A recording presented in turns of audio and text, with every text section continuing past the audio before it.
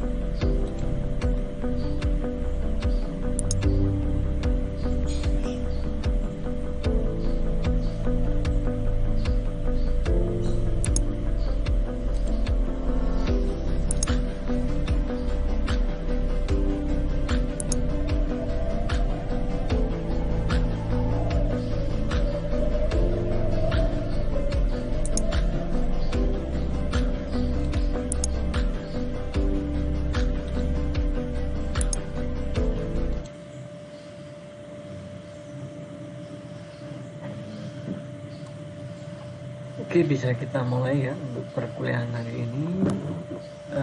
Mata kuliah bisnis.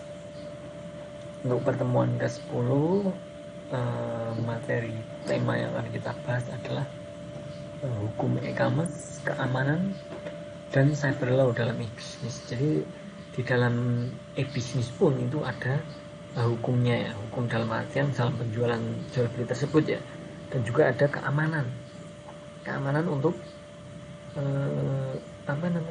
web atau e-commerce yang kalian pakai untuk dalam berbisnis elektronik atau e-commerce.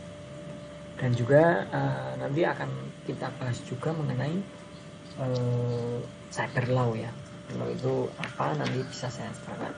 Oke, terima kasih untuk teman-teman yang sudah hadir ya. Saya lihat sudah lumayan banyak ini. Kita mulai saja ya untuk hari ini. Untuk materi silakan bisa kalian akses di Classroom ya, sudah saya share barusan ya. Oke, kita langsung ke materi aja. Hukum e-commerce, keamanan dan cyber law dalam e-bisnis. Pembahasan kita nanti mengenai hukum e-commerce ya di dalam e-bisnis, kemudian keamanannya terhadap cyber law juga nanti yang akan kita bahas tentunya. Jadi kita ke hukum e-commerce terlebih dahulu ya. Tentunya hukum e-commerce ini untuk apa? Untuk e-bisnis ya. Karena di dalam e-bisnis kita pasti ada e-commerce-nya kan, atau webnya ya, atau untuk wadahnya seperti itu. Nah, hukum e-commerce itu sendiri dibagi menjadi dua, ada yang di Indonesia, ada yang internasional. Karena dalam berbisnis elektronik ini kita bisa saja membuat e-commerce yang jangkauannya itu di Indonesia saja. Ada juga yang misalkan kalian memiliki e-commerce yang jangkauannya sampai internasional atau luar negeri, seperti itu ya, tergantung apa produk apa yang kalian jual misalkan ya, atau apakah kalian siap misalkan kalian membuka sebuah e-commerce internasional dengan segala ketentuannya, misalkan untuk pengiriman dan lain sebagainya, ribet dan lain sebagainya. Nah, itu yang perlu dipikirkan. Oke, kita satu persatu akan kita jelaskan. Yang pertama adalah hukum e-commerce di Indonesia. Jadi hukum e-commerce di Indonesia ini secara signifikan tidak mengcover aspek transaksi yang dilakukan secara online internet. Akan tetapi ada beberapa hukum yang bisa menjadi pegangan untuk melakukan transaksi online ya. Jadi tentunya ada hukumnya, ada dasar untuk kita dalam berbisnis elektronik. Yaitu yang pertama adalah Undang-Undang Nomor 8 Tahun 1997 tentang dokumen perusahaan atau UU Dokumen Perusahaan telah dimulai menjangkau ke arah pembuktian data elektronik. Ini adalah hukum yang pertama ya, dasar hukum yang pertama, yaitu Undang-Undang Nomor 8 Tahun 97 tentang dokumen perusahaan. Yang kemudian pasal kedua, pasal 1233 KUHP Perdata dengan isinya sebagai berikut. Perikatan lahir karena suatu persetujuan atau karena undang-undang. Jadi ada persetujuannya antara kedua belah pihak. Berarti dengan pasal ini perjanjian dalam bentuk apapun diperbolehkan dalam hukum perdata di Indonesia. Misalkan kita ada perjanjian sistemnya, kalau barang rusak nanti akan kita ganti, katakan seperti itu, dengan catatan kalau masuk ke dalam asuransi ya. Nah, di dalam e-commerce di bisnis ini juga ada yang pilihannya, atau ada dua option biasanya. Yang pertama tanpa perlindungan, kemudian yang kedua juga bisa dengan perlindungan, yang artinya nanti misalkan ada kerusakan klaimnya itu untuk kerusakan yang eksternalnya atau eksternalnya. Kemudian untuk mengenai kerusakan barang yang di dalam, mungkin bisa saja itu memang harus ada returnnya atau pengembalian. Itu pasal yang kedua. Pasal yang ketiga adalah hukum perjanjian Indonesia menganut asas kebebasan berkontrak berdasarkan pasal 1338 KUHP Perdata. Nah, asas ini memberi kebebasan kepada para pihak yang sepakat untuk membentuk suatu perjanjian, untuk menentukan sendiri bentuk seperti serta isi suatu perjanjian. Nah, dengan demikian para pihak yang membuat perjanjian dapat mengatur sendiri hubungan hukum di antara mereka. Jadi hukum yang perjanjian ini yang dimaksud, walaupun ini adalah keluar dari pemerintahan, tapi hukum yang dibuat dalam perjanjian ini adalah ada yang dibuat oleh sendiri mereka, yaitu apa, pembeli dan penjual antara dua belah pihak. Nah, bedanya seperti itu ya. Jadi tidak ditentukan dari pemerintah bahwa undang-undangnya harus seperti ini, tapi hukum perjanjian ini yang menentukan adalah antara dua belah pihak, yaitu pembeli dan penjual, misalkan seperti itu ya. Paham ya? Nah, ini adalah contoh pasal-pasal dasar hukum untuk hukum e-commerce di Indonesia ya. Dan yang berikutnya, yang kedua adalah hukum e-commerce internasional.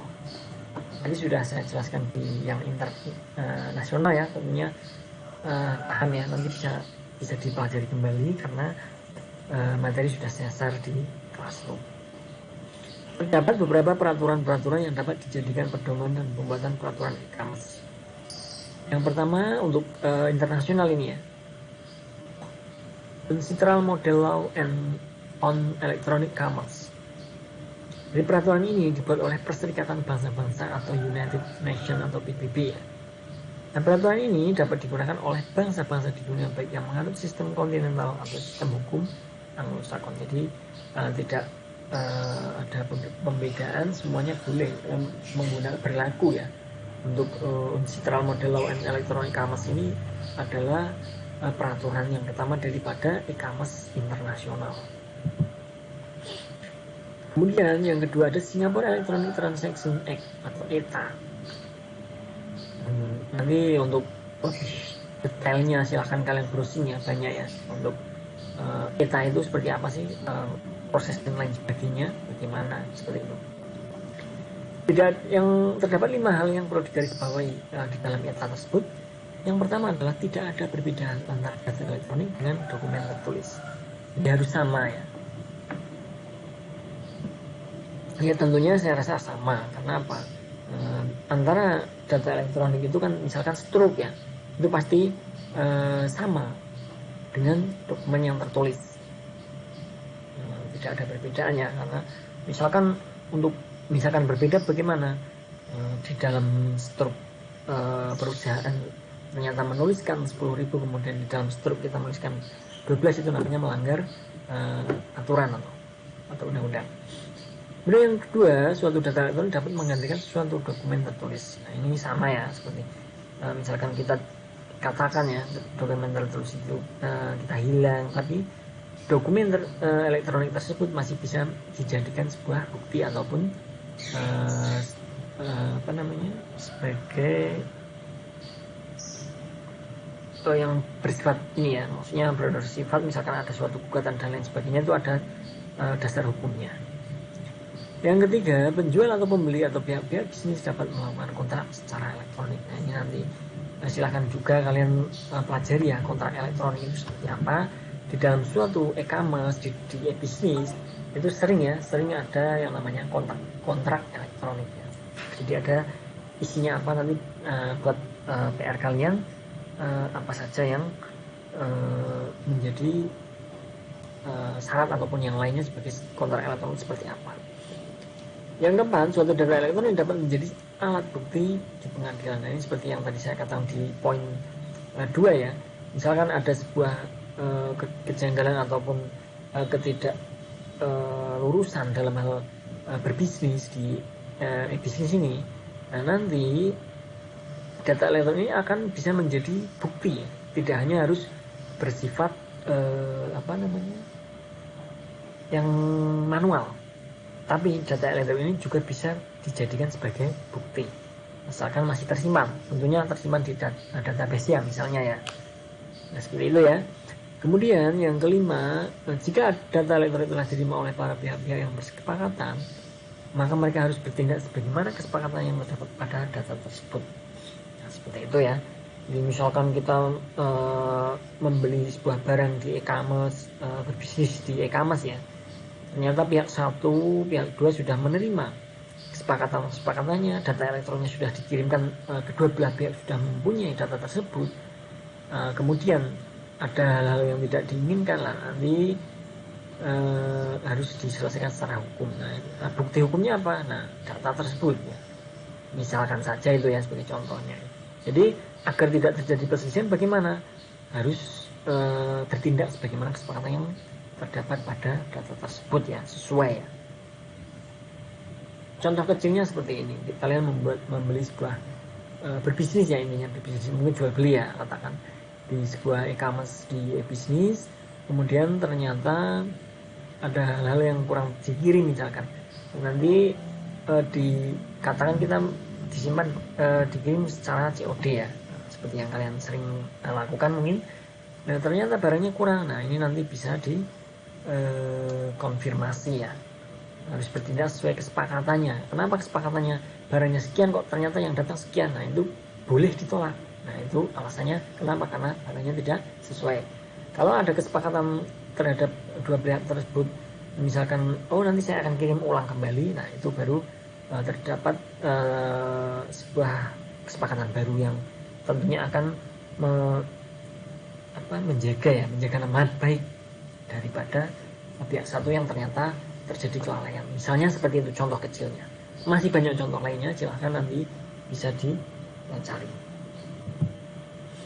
Yang ketiga ada EU Direct on Electronic Commerce. Peraturan ini menjadi undang-undang pada tanggal 8 Juni 2000. Terdapat beberapa hal yang perlu digarisbawahi, yaitu ini juga yang hukum e-commerce internasional ya, yang ketiga. Setiap negara-negara anggota akan memastikan bahwa sistem hukum negara yang bersangkutan memperolehkan kontrak dengan menggunakan sarana elektronik, karena sekarang pada zaman sekarang itu kan zaman serba canggih ya, kontrak saja bisa dibuat secara elektronik, boleh ya. Kemudian yang kedua, para negara anggota dapat pula membuat pengecualian terhadap ketentuan dalam hal kontrak untuk membuat atau mengalihkan hak atas real estate, kemudian kontrak yang diatur di dalam hukum keluarga, kontrak penjaminan, kemudian kontrak yang melibatkan kewenangan pengadilan. Ini bisa ya membuat pengecualian terdapat ketentuan dalam hal tadi ya, ada 4 poin tadi. Ini bisa membuat pengecualian. Oke, tadi adalah hukum, sudah kita bahas hukum e-commerce dalam Indonesia maupun internasional ya, nasional maupun internasional. Nah, untuk pembahasan berikutnya kita ke cyber law. Apa itu cyber law? Adalah aspek hukum yang istilahnya berasal dari cyberspace law, yang meliputi setiap aspek yang berhubungan dengan perorangan atau subjek hukum yang menggunakan dan memanfaatkan teknologi internet yang dimulai pada saat mulai online dan memasuki dunia cyber atau maya. Jadi di cyber ini meliputi aspek yang berhubungan dengan orang perorangan dan hukum yang menggunakan memanfaatkan internet. Misalkan kalian berbisnis internet, bisnis elektronik ya, itu misalkan dengan wadah e-commerce tadi itu namanya cyber law ya. Jadi kalian memanfaatkan teknologi internet yang ada ya, untuk apa? Untuk berbisnis online di dunia maya. Kemudian kita perlu ketahui juga jenis kejahatan cyber itu apa, kemudian aspek hukum terhadap kejahatan cyber itu apa. Yang pertama, jenis kejahatan cyber. Yang pertama ada yang A ya, poin awal, joy computing. Adalah pemakaian komputer orang lain tanpa izin. Hal ini termasuk pencurian waktu operasi komputer. Jadi kadang-kadang memang ada ya seperti itu ya. Misalkan kita berbisnis elektronik ya di dalam suatu bisnis di internet ini, kemudian secara tidak sadar ada kejanggalan di bisnis kalian. Nah, ada yang tidak normal, misalkan perusakan, pencurian data dan lain sebagainya. Nah, itu namanya joy computing ya. Nah, ini bisa dibedakan dengan hacking. Kemudian yang kedua adalah hacking. Hacking adalah mengakses secara tidak sah atau tanpa izin dengan alat di suatu terminal. Jadi bedanya untuk hacking ini adalah jadi dia menggunakan alat ya untuk merusak ataupun mengakses di bisnis kita di dalam elektronik ataupun di e-commerce ya.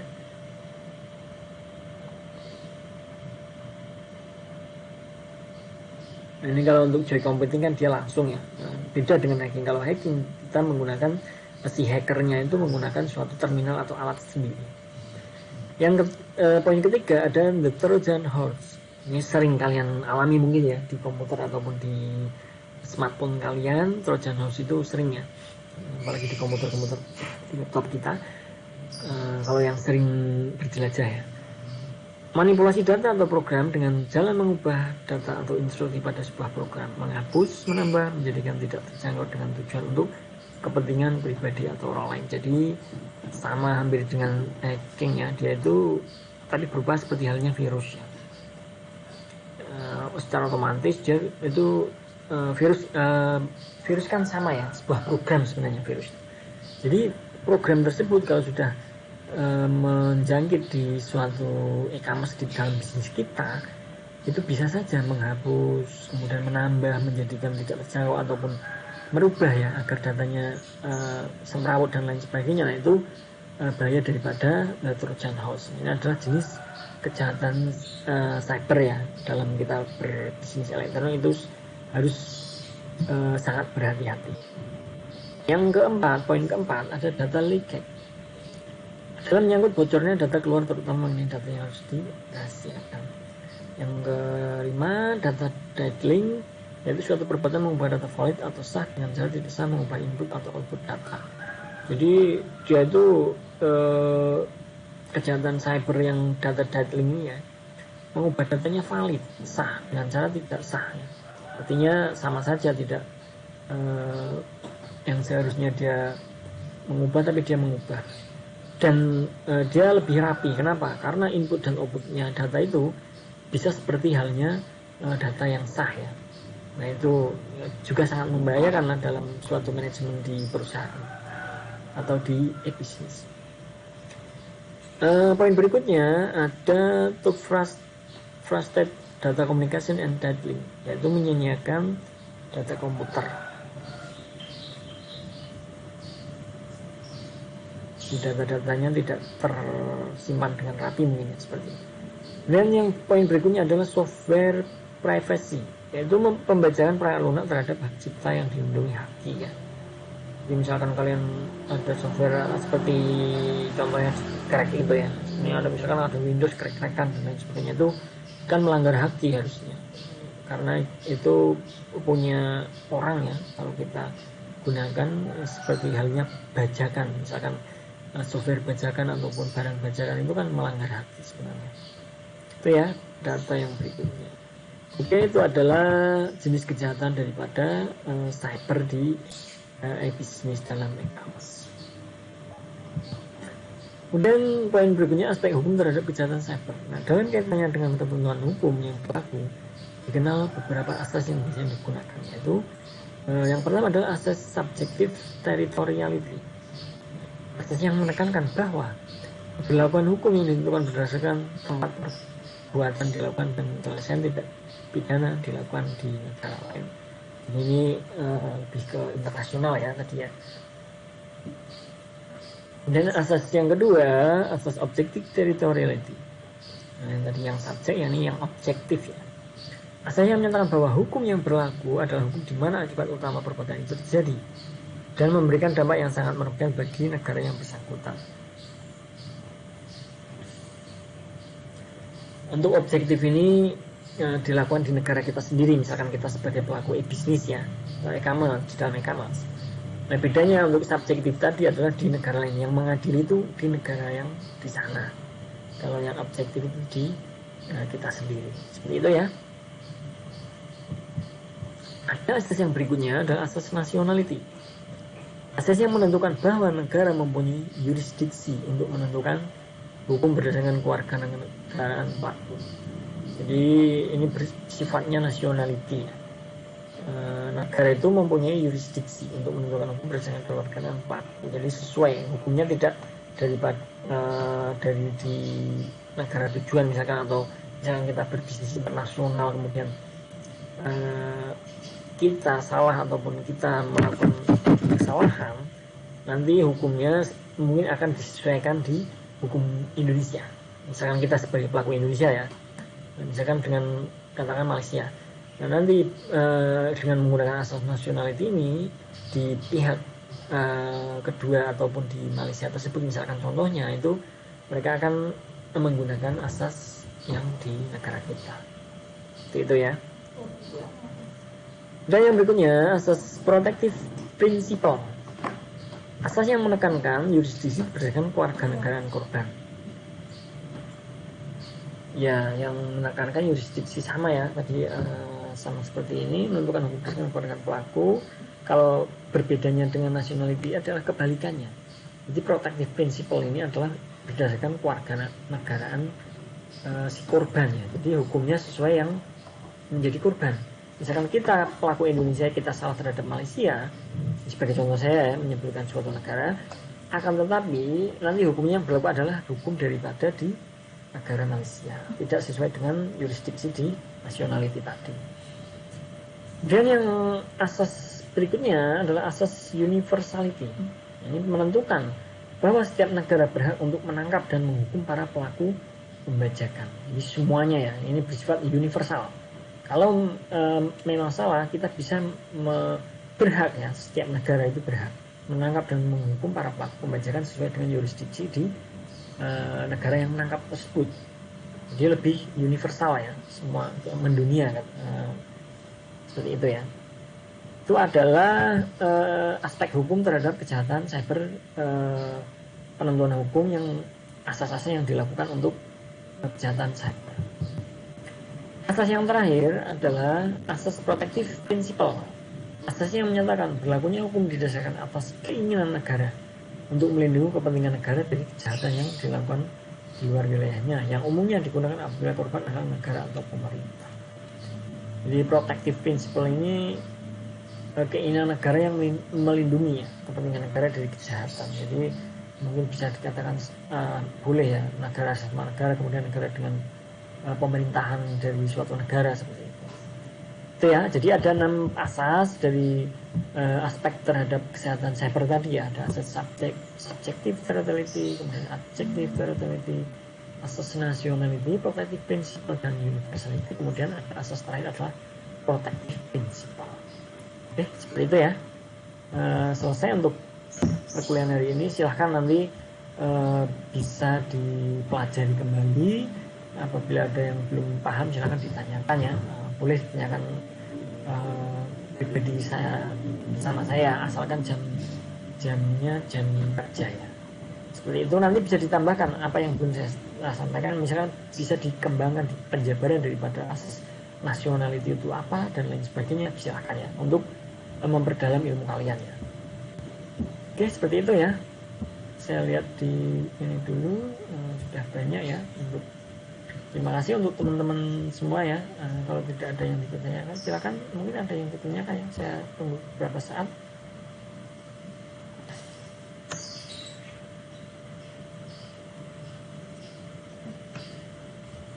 Mungkin belum ada ya. Kalau memang belum ada, nanti bisa dipertanyakan di komen YouTube-nya ataupun cari ke saya boleh ya. Terima kasih untuk teman-teman semua yang sudah hadir dalam perkuliahan hari ini ya.